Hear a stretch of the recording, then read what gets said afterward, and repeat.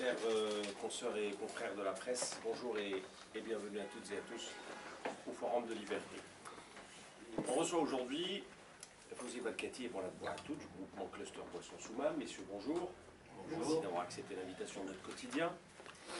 Alors, juste pour vous présenter l'assistance, Mourad Bouatou, vous êtes le président de ce cluster, vous êtes également responsable des relations publiques chez le groupe ici. Fawzi Balkati, vous êtes le PDG de Chinley Candia et président de la Chambre de commerce et d'industrie de la Soumam.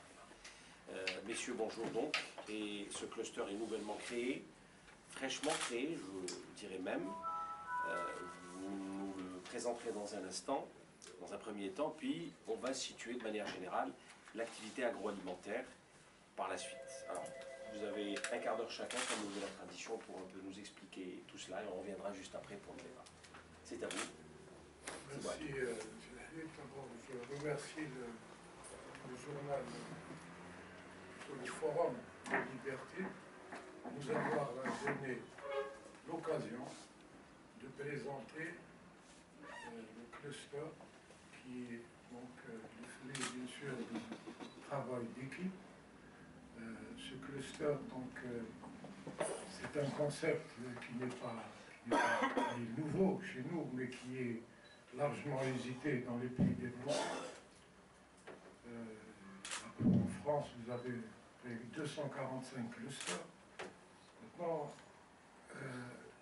rapidement, la genèse du cluster. Donc, depuis 2012, l'Association des producteurs algériens de boissons qui a initié ce projet de cluster sous l'égide du ministère, l'ex-ministère de la PME, aujourd'hui la direction générale de la PME, avec donc bien sûr l'accompagnement de l'agence de coopération allemande GIZ. Au niveau de notre association, que je représente aussi aujourd'hui, puisque je suis président de la commission des eaux embouteillées, nous avons entrepris un travail en synergie avec l'équipe de GIZ, les gens, plutôt les représentants du ministère de la PME, que je salue. Et nous avons donc fait un long chemin, puisque ce projet a été initié en 2012. En 2012, nous avons créé donc une task force qui était composée des acteurs. Pourquoi? Enfin, pour revenir à ce concept de cluster, pas donner des définitions, je dirais, académiques. Tout simplement, le cluster, c'est un ensemble d'entreprises émergentes sur un territoire qui ont en commun d'activer dans une filière émergente, dans un espace donné. En l'occurrence, Soumam. Soumam réunit 4 wilayas, donc Bouira, Béjaïa, Sétif et Borj. Ou bien, comme vous le savez, émergence d'acteurs dans la filière boisson. Il faut dire que c'est aussi le travail d'une professionnalisation de la branche, parce qu'au niveau de la PAB, il y a une association professionnelle qui est très active, très professionnelle, et qui a créé, disons, un environnement propice à l'éclosion du cluster. Cluster, ça ne se décrète pas. Donc, c'est une émanation d'un espace où les gens actifs dans la même filière et laquelle filière est émergente. Dans ce concept, au Canada, on appelle ça des grappes industrielles. En Italie, c'est des districts.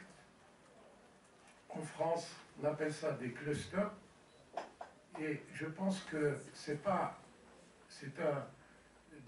une réponse peut-être aux défis qui sont nés de la mondialisation. Ça n'a pas été facile de réunir des acteurs d'une même filière, quand on dit sans compétition bien sûr sur le marché, mais l'avantage qu'on a, c'est qu'on avait affaire à des vrais professionnels qui ont compris les défis nés donc de la globalisation des marchés, et on s'est dit, il faut qu'on travaille ensemble, la main dans la main, et qu'on crée donc ce qu'on appelle donc un cluster.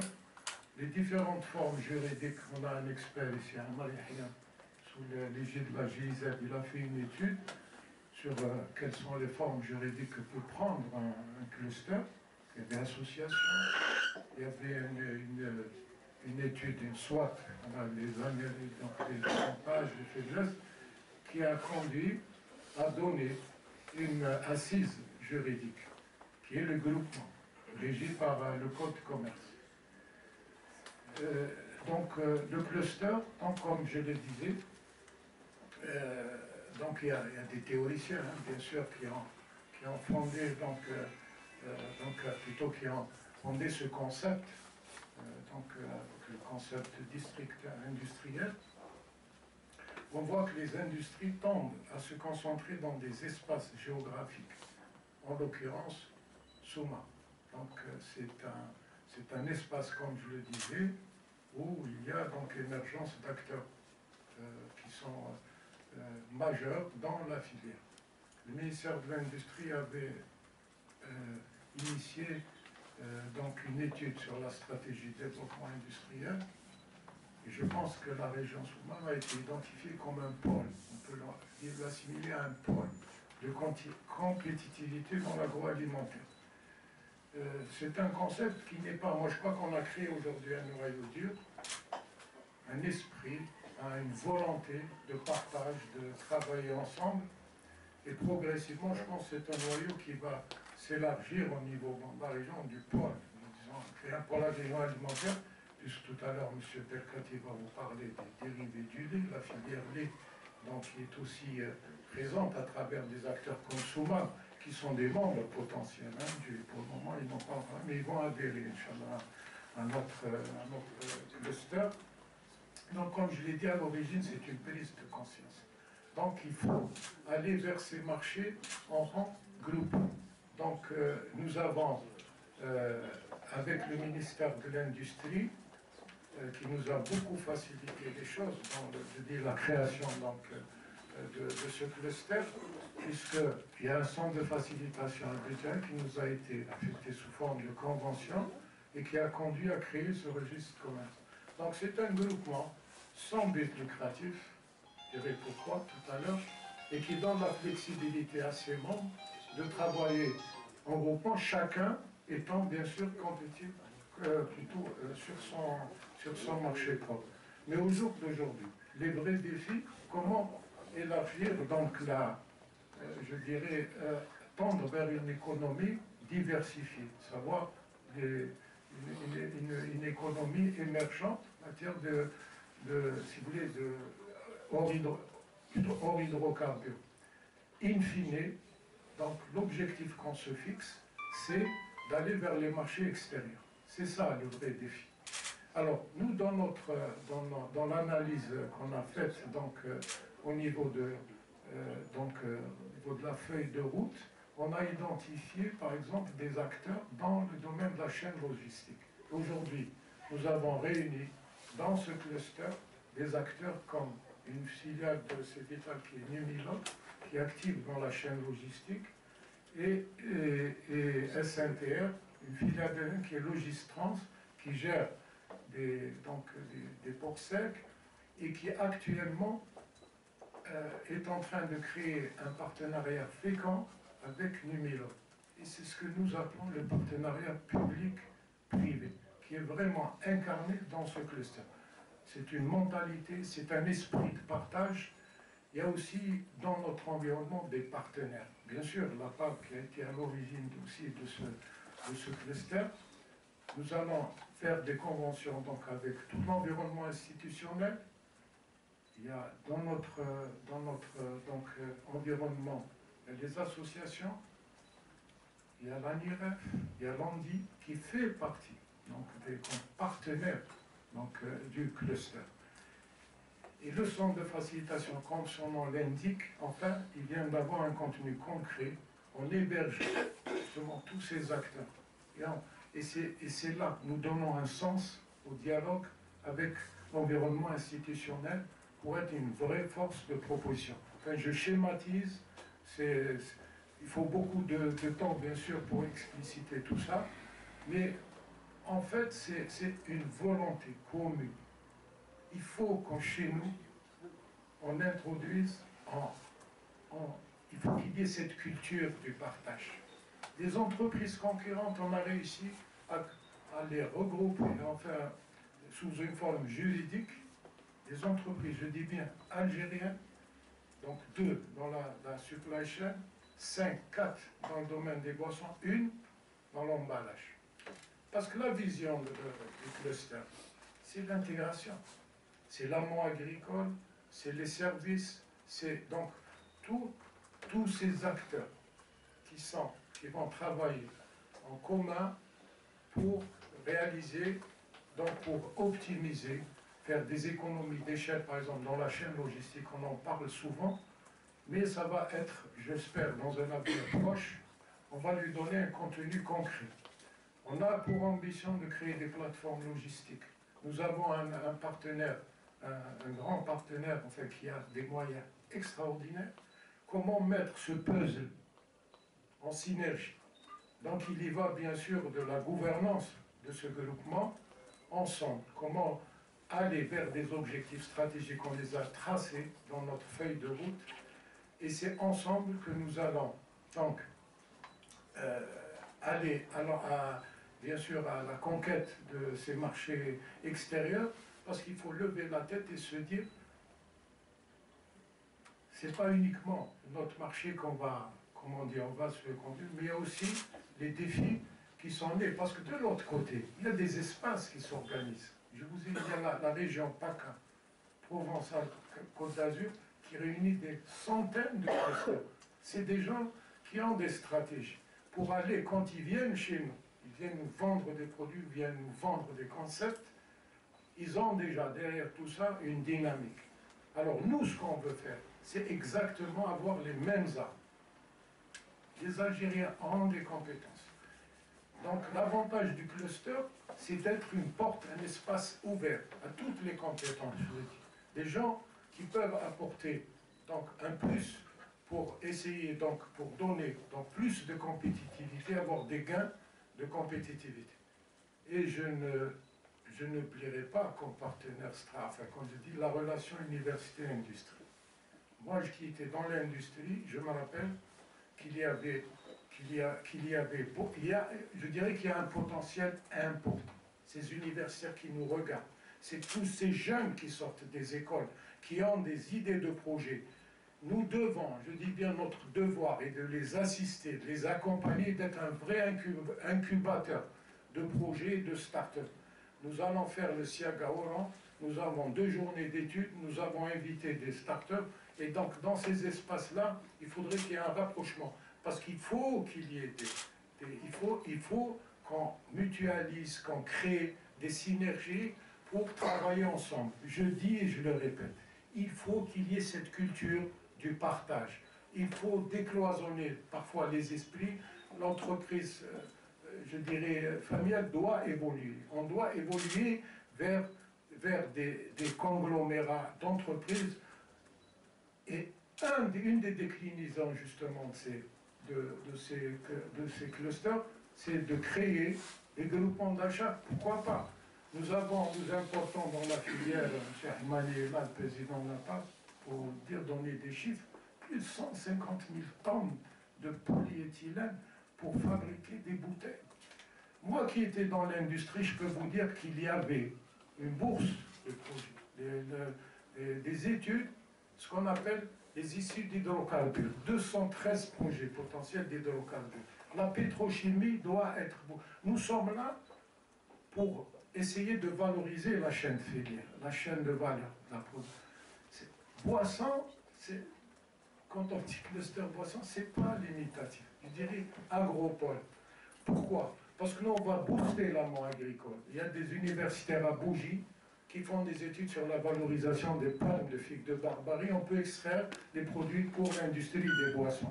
Voilà le sens qu'on veut donner à ce cluster. L'intégration, la compétitivité et l'innovation. Voilà, je m'excuse si je ne peux pas tout développer en même temps. On va y revenir pendant le débat. Voilà, je vous remercie. D'accord. Okay. Mesdames, Messieurs, bonjour. Avant tout, je tiens à remercier le Forum des libertés pour cette invitation. Et d'autre part, je voudrais rajouter un point sur ce que vient de dire Semorad concernant le cluster. Je voudrais dire que le cluster, son aspect principal, c'est de défendre les opérateurs économiques algériens à l'import et à l'export. Je peux vous dire aussi qu'il n'y a pas un importateur algérien, importateur d'intrants surtout pour les producteurs, qui ne s'est pas fait blouser par un fournisseur étranger. Donc nous devons nous unir et nous devons surtout partager nos expériences. Et il ne faudrait pas qu'un opérateur algérien soit blousé par un fournisseur étranger et qu'il y ait un deuxième. Qu'il y ait un à la limite, on peut dire tant pis. Mais il ne faudrait pas qu'il y ait un deuxième. Donc, le cluster reste, je dirais, un ensemble d'opérateurs économiques qui doivent communiquer entre eux sur les bonnes et les mauvaises choses. Voilà. Je termine pour le cluster. Monsieur Moraz, j'ai rajouté quelques mots sans vous demander la permission. Excusez-moi. Maintenant, si vous permettez, je voudrais passer dans la filière lait, qui est la filière lait et mon activité principale. Ce que je voudrais dire, ce qui a été fait ces dernières années suite à, je dirais, aux interpellations des pouvoirs publics concernant la baisse de la facture d'importation, c'est de se retourner vers une production nationale pour le lait, donc le lait cru. C'est vrai que ces dernières années, il y a eu des efforts qui ont été faits sur le développement de la vache laitière. Et il y a même certains opérateurs, producteurs, qui ont eux-mêmes fait des importations de vaches laitières et ils les ont mises à la disposition des éleveurs pour pouvoir produire du lait cru en Algérie et je dirais réduire un petit peu la facture d'importation de la poudre de lait. Malheureusement, sur cette filière-là, il y a encore beaucoup d'efforts à faire. C'est vrai qu'on n'a pas mis en avant l'aspect rentabilité. Parce qu'aujourd'hui, je considère qu'un litre de lait produit en Algérie coûte aussi cher qu'un litre de lait de poudre importé de l'étranger.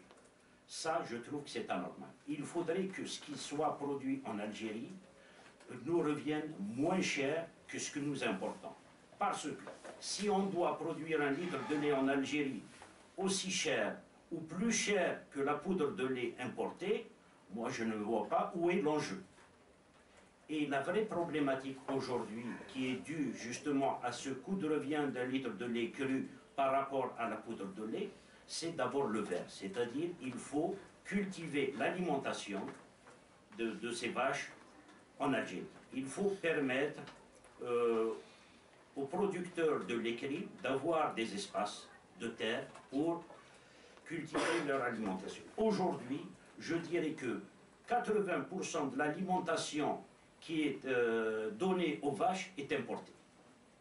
Donc, si on doit importer l'alimentation pour produire du lait, autant continuer à importer de la poudre de lait. C'est malheureux de le dire, mais il faut passer ce cap-là pour pouvoir produire avec une alimentation produite en Algérie, cette alimentation produite en Algérie, donc c'est le verre, ça permettra aussi en amont de développer la filière agricole.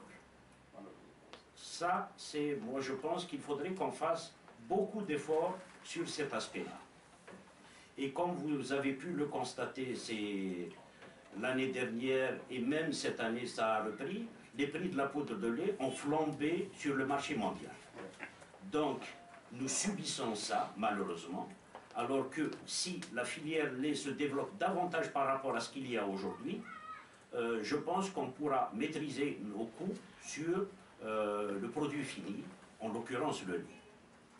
Ajouté à cela, il faudrait aussi que les pouvoirs publics aident ces grandes entreprises qui sont dans la filière lait pour disposer de leur propre ferme. Et ça va être des complexes intégrés. Donc, de l'amont jusqu'à l'aval. C'est-à-dire, comme on dit, il y a une expression, c'est de la ferme à la table. Voilà, je pense que cette expression est connue. Donc, il faudrait qu'on arrive à ça. Et je pense que lorsqu'on importe une vache et on la donne à un éleveur, je suis à peu près certain que l'éleveur prendra soin, mais pas de la même manière que celui qui l'a importé. Donc l'idéal, c'est d'essayer de permettre, je dis, à ces opérateurs de disposer de terres agricoles pour installer des fermes de vaches laitières. Et ça, ça va être le salut de l'Algérie en termes de sécurité alimentaire et pour le lait en particulier. Donc sur cet aspect-là, il faudrait dire aussi que nous sommes toujours dépendants pour notre alimentation concernant le lait. Et il faudrait qu'on continue à se retrousser les manches et que le pouvoir public, avec la nouvelle loi sur le foncier agricole, puisse booster davantage cette filière. Et ça, il y a encore beaucoup à faire et nous comptons sur les pouvoirs publics pour nous aider dans ce sens-là. À l'exemple de mon entreprise, sans la citer, je suis intéressé par des terres agricoles pour pouvoir installer une ferme laitière et ce, pour approvisionner mes unités de production. Et ce n'est comme ça qu'on peut arriver à réduire les coûts de notre produit fini et sans oublier l'aspect qualité. Parce qu'aussi, aujourd'hui, lorsque nous importons de la poudre de lait, nous ne savons pas de quelle manière ce lait a été traité. Très souvent, nous rencontrons des difficultés, nous les subissons.